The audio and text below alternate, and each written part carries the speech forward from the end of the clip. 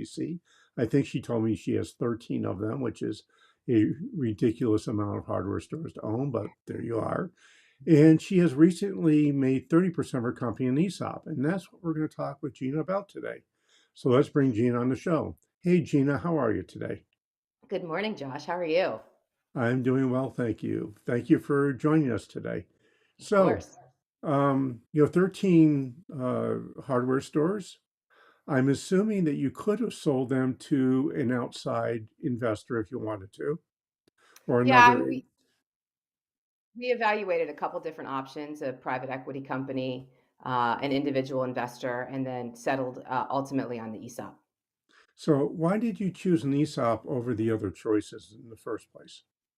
Well, there was a strong impetus during COVID. I live in Washington D.C., and a lot of the protests that were happening in 21 and 22 um, were occurring 20 and 21, I guess, were occurring in front of my office. And my husband and I decided that we really wanted to be part of a solution. And as a small business, what options did we have really to help with generational wealth building and inequities that people were protesting about? And what we ultimately decided on was business ownership was a way to create future wealth for our team. And an ESOP was the way for us to make that happen. Cool. So, Yeah. what process did you actually go through? I mean, looking at an ESOP, I mean, I talk about ESOPs probably at least once a week with somebody, and I think I've done four of them my entire life with clients. So, what was the process you went through as you started educating yourself about A, what an ESOP is, and two, the rules of an ESOP, and three, would it be the right solution for you?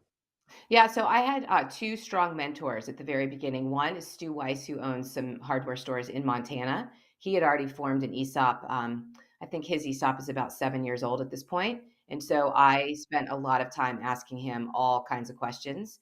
And then there's an organization called the Employee Ownership Exchange Network, which is a network of nonprofits or a nonprofit network across the country whose sole mission is to educate business owners about ESOPs. And so we met with their director, read a lot of things, realized that this was something we could do based on our financials and profitability. And then at that point, we started assembling the team that would help us create the ESOP, which is a consultant who would put together the valuation, a trustee who would be responsible for. I call the trustee my employee's person because he is the person who represents their interests on our board and in all of the valuation that we went through, and we went from there. So, it seems to be about a fair amount of moving parts that go into an ESOP. Am I correct in that assumption? Yeah, I think that's a pretty good assumption. I used to joke that even my dog had an attorney because my husband and I had an attorney. The business, I think, had an attorney. The trustee had an attorney. There were a lot of components to putting it together. Yeah, in my experience, an ESOP, if it's done, there's lots of ways of doing ESOPs. And there are promoters out there who will tell you you can do an ESOP where you can be your own trustee and you can run the whole show yourself, and you never really have to share much with your employees. And if you do that, you're likely going to fall on the other side of the Department of Labor's uh, not to do list, and they're likely going to not be very happy with you. Correct. But to do an ESOP properly is relatively expensive. How much did you guys end up paying? I think it was probably about $150,000. I should have that number committed to memory. My husband is our CFO, and so fortunately, he did a lot of the heavy lifting when it came to the valuation process and the fee payments. But you're right. I mean, the Department of Labor heavily regulates ESOPs because there were so many business owners in the past who would create one for the wrong reasons and doing it the wrong way, and so it really needed to be regulated so that the employees who were ultimately left holding the bag were taken care of. So there's a fair amount of complexity with doing an ESOP. I'm assuming you can handle that amount of complexity because you did one. Yes. I'm not sure any other way to answer that. Yeah, I think so. Every year we have a valuation now, unlike a publicly traded company where the stock is traded on the stock market and the valuation fluctuates daily. An ESOP gets a valuation once a year, and that um, marks the cost, the value of the share. And so I would say that the complex piece, once you've gone through the process of setting everything up, is that valuation piece every year, which for us now is preceded by an audit. Um, and then the reporting mechanisms that go out to the team. So you're a 30% ESOP right now, is that correct?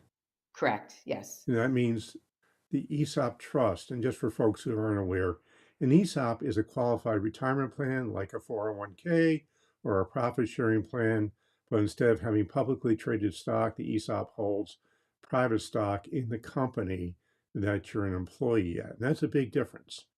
One of the things that I've found that ESOPs that work well are companies that continue to grow their value. And how much of that went into your decision making process as you were thinking about doing the ESOP? So I think well, in fact, it's a big factor, right? Excuse me, Josh.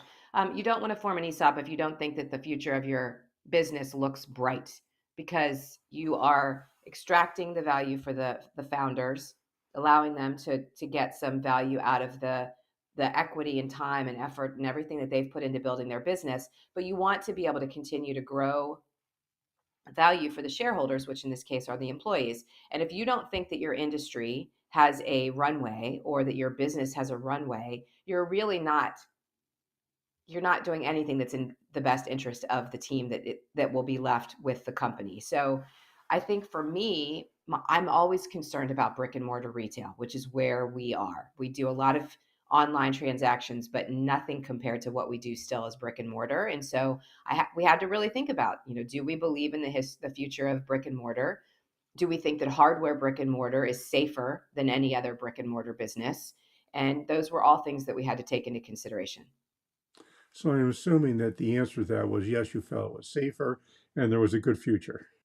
Yeah, I'm not a skeptical person at all. This is one place I think where my skepticism tends to rear its ugly head. And the rest of my team was very positive about the outlook. We actually just had our second annual valuation, and the value of the shares went up, which doesn't mean that that's always going to happen, but it was a nice validation in year two, that we were able to increase the share value. So I assume that at some point you're going to convert your company to 100% ESOP if all things go well.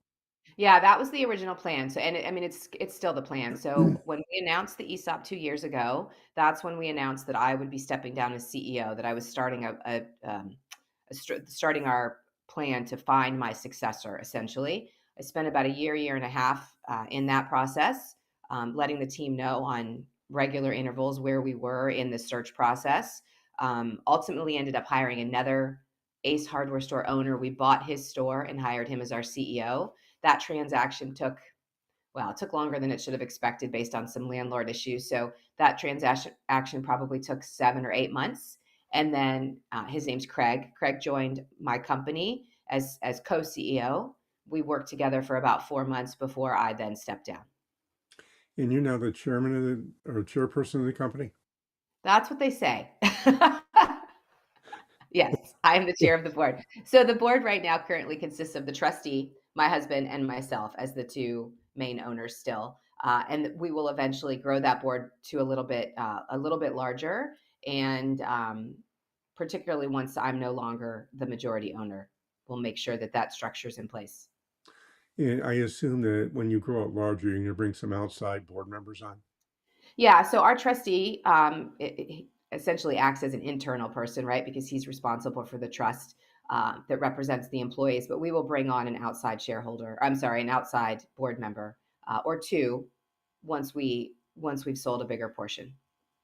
So one of the things that I really like about ESOPs is what I call the culture of an ESOP. And can you talk a little bit about what's different with your company when you owned it 100% privately and what's changed since you become an ESOP? So, people think that ESOPs automatically make the team believe or act differently, and meaning they automatically understand that their output creates more value for themselves specifically. We always had a 401k that we matched. We always had a profit sharing component to our business, and so we had a lot of things in place that brick and mortar retail either doesn't or can't. And so I feel like we had that mentality to some extent. Now, you're also usually recommended not to form an ESOP if you don't already have a strong culture. And we had a very strong culture. So now the switch that's flipped gives us a chance to really call the employees owners because they are, and to hopefully infuse more of that culture of the more we work, the more we make. Even though we had some mechanisms to do that before, it's a big difference. And so I think it's an ongoing learning process. I've been writing a little bit about it on LinkedIn, the challenges that have arisen, just the misunderstandings that occur. It's a fairly complicated um, mechanism to understand, even though we say, well, Josh, it's a qualified retirement plan. If this is your first job, you probably don't understand what a qualified retirement plan is. And so it's not just educating them on what that is. Then you layer on top the fact that, oh, by the way, we're going to call you an owner, but that doesn't make you a manager. Um, it's fun. I mean, it's a really there's a pretty big learning curve that's really exciting to work through. Yeah, one of the things which I think is, I mean, I'm a big fan of open book management, whether you have an ESOP or you don't have an ESOP. I have found that companies that share their numbers outperform peers in the industry by a wide, wide margin. I could actually argue that that's more important than the growth and value than an ESOP structure is in growth and value, as long as you put compensation behind that. We Yep. did that in our food service company when I did that, and I found that the more information we shared, the better results we got. Has that been your experience? Yeah, people don't know what goals to hit if they don't know what the goals are or what the numbers last year were. And so we are very transparent when it comes to the cost of goods, the shrinkage, the amount of dollars we lose via shoplifting. The one place where we've always been hesitant's not the right word. Our occupancy costs are enormous. And we've never wanted to stress anybody out, particularly the managers, when it comes to the fact that some of those bills are overwhelming. Um, Case in point, the store where my office is, the rent on that store is $50,000 a month. That is so far beyond most people's comprehension that I would say that yes, we have been very open book with a little bit of a probably big brother attitude, and that we don't want anyone to stress about $50,000 a month in rent. So, yeah. So, as a percent of your sales, what is that? Um, that particular store, I think we've gotten it down to 12%. Okay, well, that's not terribly horrible for a No, retail operation. no. Well, it's a very successful business. And so Yeah, that location in this particular, is the issue which I always recommend to people. The dollars are irrelevant. It's the percents that count. yeah, for sure. And that's teaching. I mean, one of the things that I see with successful ESOPs, they have an ongoing full court press of teaching their team members how to read financial statements or at least understand what a financial statement is and the fact that there's a lot of expenses. And I go back and Yeah, tell the story all the time. I was working with a client on the West Coast, and he made a lot of money in dollars. And I said, you really need to share your information here because I'm going to bet all your employees think you make a lot more money than you do. right. He said, I can't do that because they'll know what I make. No, I yeah, said, okay, here's what we're going to do. We stopped the first three people that walked by his office. I said, Greg does $6 million a year in sales. How much do you think he keeps in profit? He puts in his pocket at the end of the year. 5 million. Well, it's 40 to 60% were the answers. Right, right, And the truth was he made 5%. right. So my attitude towards that is we need to share our numbers to give our team members reality of what it costs for a business to run. Yeah. No, I agree. I think all in our rent is $4 or $5 million a year. Um, and that's just rent. That doesn't include occupancy and healthcare and all the other things that we add in. So we share those numbers with, like I said, the caveat that for years we didn't want to stress anybody out, but we do recognize that it needs to be explained, particularly when it comes to the cost of goods, because the last couple of years, all everyone wants to talk about in the media is that everything's gotten so much more expensive. Um, we have to raise our prices in some cases to keep up with our costs. And if our team just thinks we're raising prices arbitrarily, you lose that educational moment to explain costs have gone up from the vendor. This is another factor. All the other expenses that we have also go up. Yeah, it's a lot of work. Why can't this be easy? Well, that's a really good question, but I would expect you find it relatively satisfying work. I think it's fantastic. I love it. Yeah, we have about 300 teammates now, and every single one of them I think is just incredible. So I'm assuming that right now you're a regular C corporation, am I correct? Yes. Yeah. And I'm also going to assume that if and when you become 100% ESOP, you're going to convert to an S corporation. Correct. Yes. And why might you want to do that? You're gonna have to ask my husband those questions because I do not know. I'm assuming it has to Okay. do with Well, tax implications. I can tell you why. Go for it. The reason that you do that, and this is a really cool thing about ESOPs, is there's only one business organizational type that you can run where you don't pay income taxes. And that's a fully owned 100% ESOP that has over 25 employees as corporation ESOP. And the reason is, and this gets a little bit technical, so bear with me for a minute. S corporations are what's called pass-throughs, meaning that the owner pays the taxes at their individual level. Right. And the ESOP, which is a trust, is a tax-free trust. And if 100% of the stock in an S corporation is owned by an ESOP, and it's one of the exceptions for S corporation rules, there is no income taxes paid. And here's where the real advantage in that becomes for growing a company, especially in your world, Gina. You can now start doing acquisitions tax-free using pre-tax dollars. Yeah. This is Yeah. a huge, big deal advantage. Yeah. I mean, when you start, and as you bring new people into your organization, you can waive vesting rules and make people coming aboard 100% vested from the day of acquisition if you Correct. choose to do so.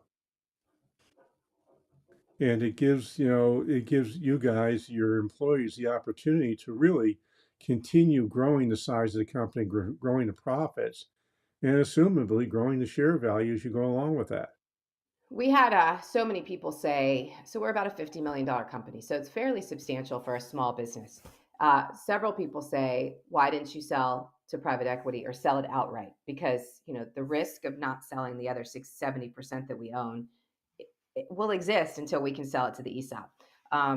We were also told that we would have had to have sold it for 20 to 30% higher because of the tax benefits that we've received selling it to the ESOP. Um, I was never going to sell it to private equity unless there was some situation of desperation, I guess. But the tax benefits have been, I know you appreciate that, Josh. The tax benefits are just tremendous. I really hope that I get a chance to talk to lots of other business owners about this mechanism. Yeah, it's really interesting, and you wrote this in some of your information you provided us. Is there's been about 6,000 ESOPs in the country forever, and Yep. the number seems to stay about the same and doesn't get any bigger. I think there's a couple of reasons for that. One is people get into ESOPs, and for a variety of reasons, they need to get out of ESOPs. And I think most of that are the people who do ESOPs for the financial reasons alone. I Hmm. see when people do that, and I've been involved in, unfortunately, one that did that. The only reason they formed the ESOP, as it turned out, was it was a way for them to get more money in their pocket. Yeah. And 3 years down the road, 4 years down the road, we ended up taking it apart because they refused to share the wealth appropriately with all their team members. This is why the Department of Labor is so important in this transaction. Well, they didn't really, they were close to the Department of Labor going over the line, but they never really did get over the line.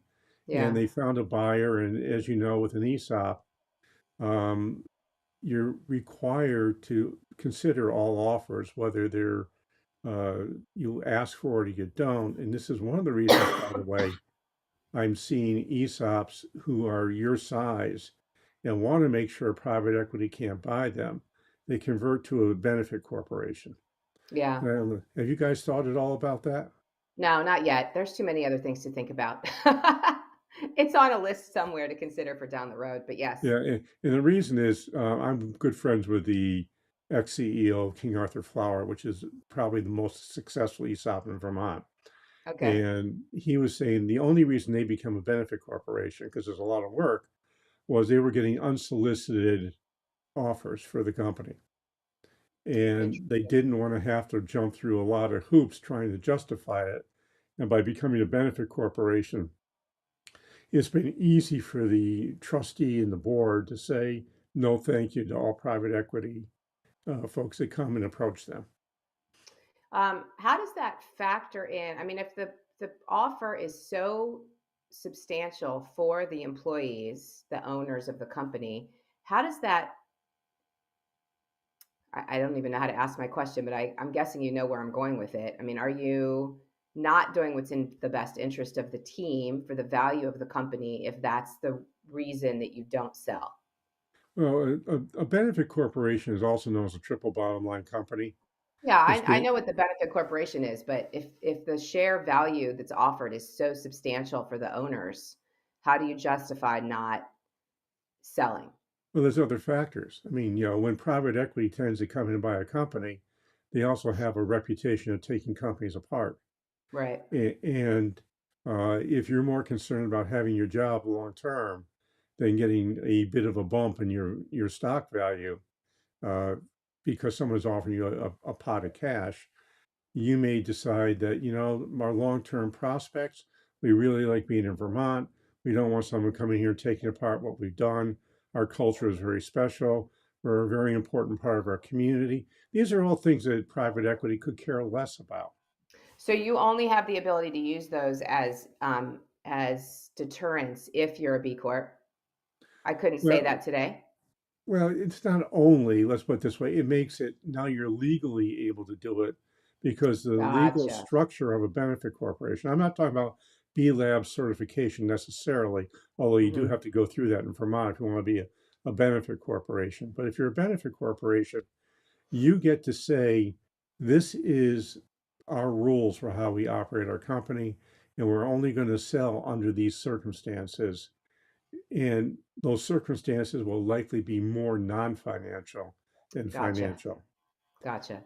And the truth is, if you've done a good job of preparing successor management, which is one of the challenges with ESOPs, your employees will likely do better as an ESOP than they will as selling. Because once that stock is sold, there's no value. And as you've Right. probably learning or will learn, Right. there's a lot more economic value to owning an operating company than working with the assets after you sold the company, Right. Right. which is something that's really important for folks to realize. So it's a really interesting topic. It's one of those things that I think people really, in Vermont, all the big ESOPs have become benefit corporations. That's So interesting. yeah, Okay. so in Vermont's sort of a progressive state anyhow, Yeah. but Yeah. it's a really important thing to realize as you're going through the process. So Gina, unfortunately, we are out of time. That's way too fast. Yeah, I know it goes by really quickly. So I know that you're preparing some really kick-ass keynote speeches because I'm working with you. I'm doing that. So how would people find you, and if they want to have you come in and speak about your process, how would they do so? They can find me on LinkedIn at Gina Schaefer, and I'm assuming my spelling is below my name or will be in the show notes, perhaps. So that's It will LinkedIn. be. I also have a website. It's ginaschaefer.com or recoveryhardware.com. They go to the same place. Recovery Hardware is the name of the book that I wrote. Um, we happen to hire a lot of folks from the recovery community in Washington, D.C., and so it ended up being a nickname the community gave us. So I look forward to connecting with anybody who's interested in talking about ESOPs or hiring folks in recovery or hardware or any of the above. And we might have to have you back on and talk about hiring people in recovery because that Perfect. would be an interesting topic all by itself. I would love that. And I've got two things I would like you to do. The first is I'd like you to please give us an honest rating and review. Wherever you're listening to this ESOP, please go there and give us a review of if you like the show and you love the show, you can give us 5 stars. If you think it's a crummy show, you can give me 1 star and I'll just cry a little bit, but I might even get over it someday. But please give us an honest rating review. It's really, really important. The second thing is, and I've been saying this for a gazillion years now, uh, one of the things I see with most privately held business owners, not genius size, but most of the businesses, like 95% of the companies in this country, have less than 50 employees.